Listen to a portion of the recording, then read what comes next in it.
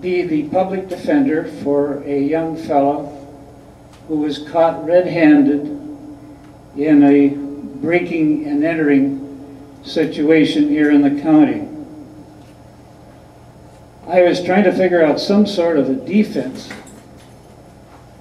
when the phone rang, and it was the district attorney, and he said, if your client will agree to join the U.S. Army, I will drop all charges and make sure that he has a clean slate.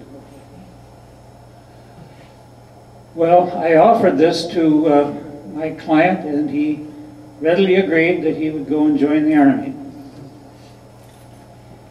It was 6 months later. I was looking at the paper, and this young fella had been killed in Vietnam.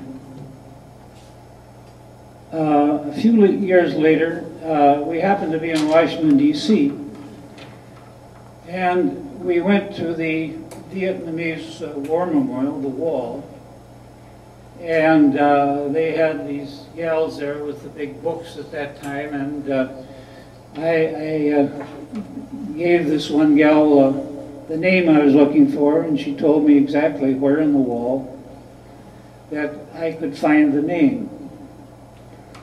So I went over and I found the name, and it was a bit of an emotional experience because I really felt kind of personally responsible for the death of that young fellow.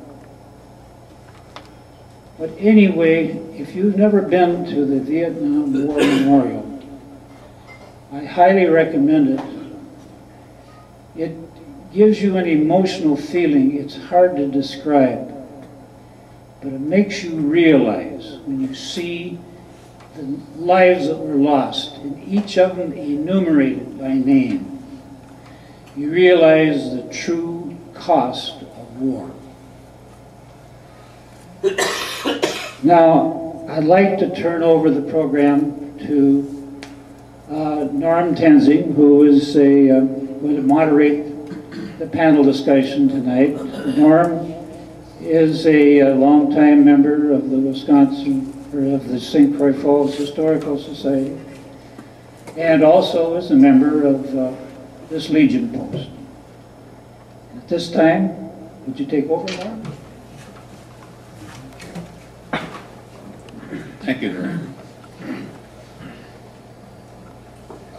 To echo somewhat what Duran has just said about the Vietnam Memorial Wall, Darlene and I have had occasion to go there as well, and it is a very touching experience.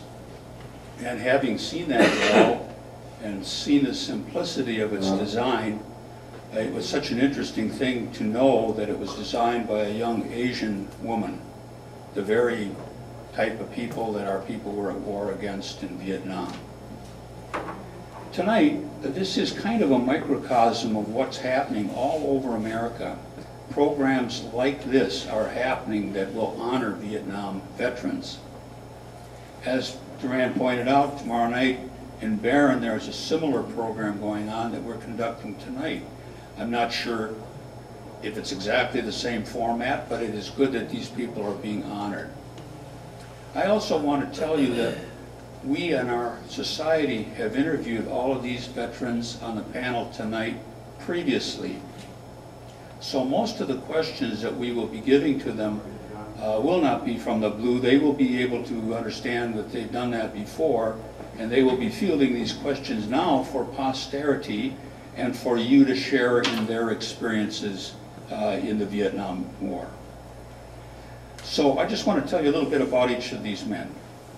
Jim Chapin on my far right, very active in this post, recipient of the Purple Heart 3 times, right Jim?